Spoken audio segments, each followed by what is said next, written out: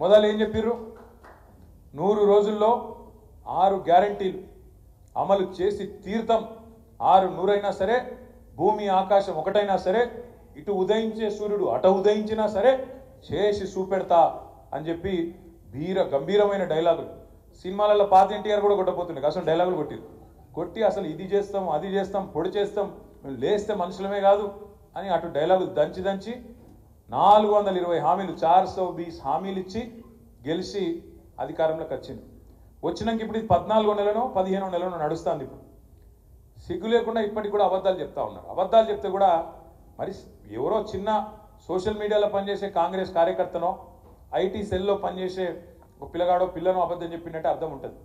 కానీ ముఖ్యమంత్రి ఉప ముఖ్యమంత్రి వాళ్ళు నిన్న మాట్లాడిన మాటలు వింటే నవ్వాలని ఏడవాలని తెలుస్తలేదు. ముఖ్యమంత్రి గారు నిన్న కొడంగల్లో స్పీచ్ ఇస్తున్నారు. మేము ఇవాళ ఒక చారిత్రాత్మకమైన కార్యక్రమానికి శ్రీకారం చుడుతున్నాం అన్నాడు. నేనేం చేస్తున్నాడో నేను అనుకుంటే రేషన్ కార్డులు ఇచ్చే కార్యక్రమం చారిత్రాత్మకం అట. అంటే ఇదివరకు కూడా రేషన్ కార్డులు ఇయ్యలే, నువ్వు కొత్త చరిత్రకు నేనే శ్రీకారం చుట్టిన రేషన్ కార్డు అనే కాన్సెప్టే నేనే కనిపెట్టిన అన్నట్టు చారిత్రాత్మకమైన కార్యక్రమానికి శ్రీకారం చుడుతున్నా అని అబద్ధం. ఇంకా ఘోరం ఏంటంటే ఉప ముఖ్యమంత్రి బట్టి విక్రమార్క గారు నిన్న చెప్తారు, ఎక్కడో మాట్లాడిన ఆయన కూడా ఒక్క రేషన్ కార్డు ఇవ్వలే టీఆర్ఎస్ ప్రభుత్వం అని బట్టి విక్రమార్క చెప్తాడు. ఇగో ఎన్ని జూట మాటలు ఉంటాయంటే వీళ్ళే, ఇగో నేను చూపెడతాను మీకు. ఇది ఒక్కసారి మీరు చూడుతాం, ఇది పట్టుకురా, నువ్వు పట్టుకోండి నేను పట్టుకుంటా, 2 నువ్వే పట్టుకుంటే ఇట్లా.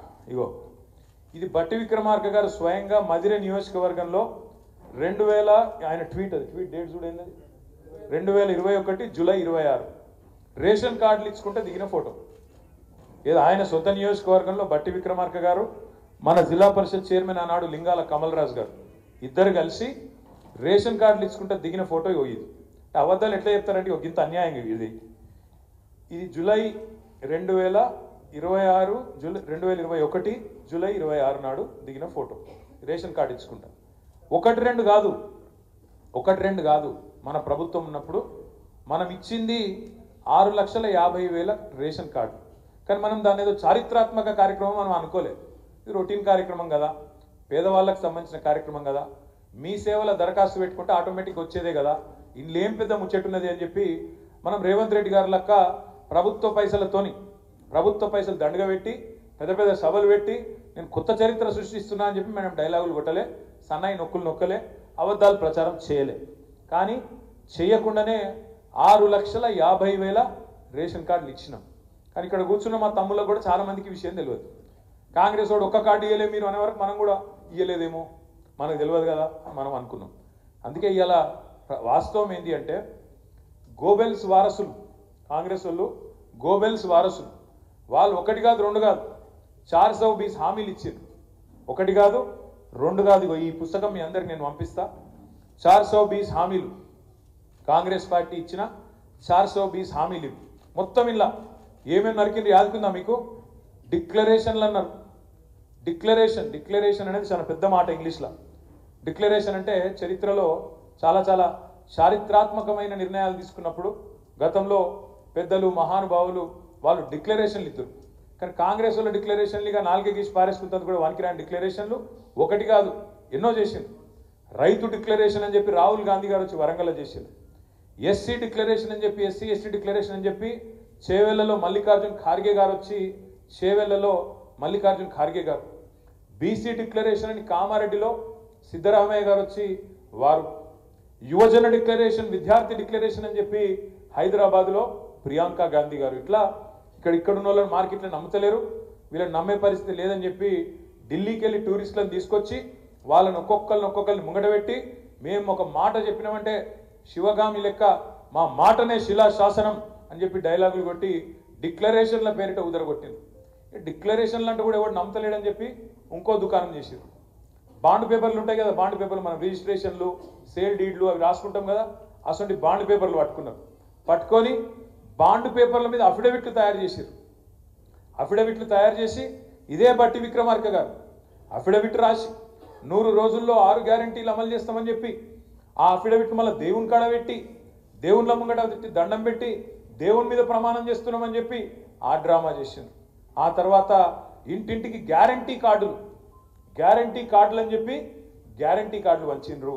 మేనిఫెస్టో అభయహస్తం అనే మేనిఫెస్టోను ఒక 420 వాగ్దానాలు ఇచ్చి అవన్నీ కూడా ఇంటింటికి ప్రతి మనిషికి చేరేటట్టు విస్తృతంగా జోసెఫ్ గోబెల్స్కి వారసుల మాదిరిగా విస్తృతంగా అబద్ధాలు ప్రచారం చేసిండ్రు.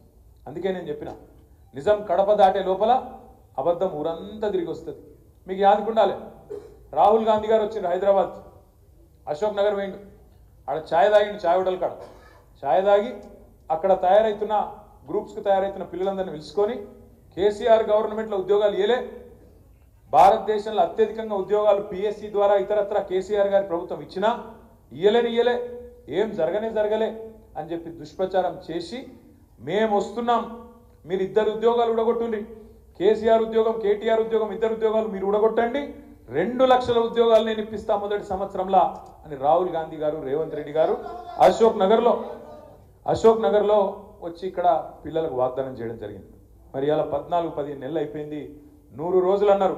100 రోజులు కాదు, సరిగ్గా జూన్ 30 తారీఖు నాడు 420 రోజులు నిండుతుంది.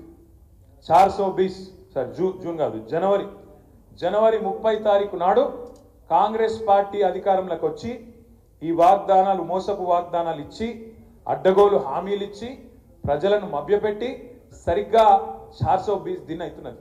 అందుకే నేను మా విద్యార్థి విభాగం తమ్ముళ్లను నేను కోరుతా ఉన్నా, మా తమ్ముడు శ్రీనివాస్ యాదవ్ గారిని, అదేవిధంగా రాష్ట్ర వ్యాప్తంగా ఉండే మా పార్టీ నాయకత్వాన్ని, బీఆర్ఎస్ కార్యకర్తలకు కూడా నేను పిలుపునిస్తా ఉన్నాను. తప్పకుండా ఈ కార్యక్రమాన్ని విజయవంతం చేయాలని చెప్పి కోరుతా ఉన్నాను. జనవరి 30 తారీఖు మహాత్మా గాంధీ ఆనాడు చంపబడ్డ రోజు, హత్య చేయబడ్డ రోజు, దివంగతుడైన రోజు మహాత్మా గాంధీ గారు. అట్లాంటి రోజు బాపును దలుచుకుంటూ కాంగ్రెస్ మోసాన్ని యాద్ చేస్తూ ఒరిజినల్ గాంధీ మహాత్మా గాంధీ, ఒరిజినల్ గాంధీ ఈ డూప్లికేట్ గాంధీలు ఎవరైతున్నారో వాళ్ళకు బుద్ధి తెచ్చేటట్టు ఒక అద్భుతమైన ప్రోగ్రాం తీసుకుందాం. 420 హామీ, 420 వాదే, 420 దిన్. ఏం సాధించింది కాంగ్రెస్ ఈ 420 రోజుల్లో అని ప్రజలకు గుర్తు చేస్తూ మహాత్మా గాంధీ గారి దగ్గరికి మనందరం పోదాం.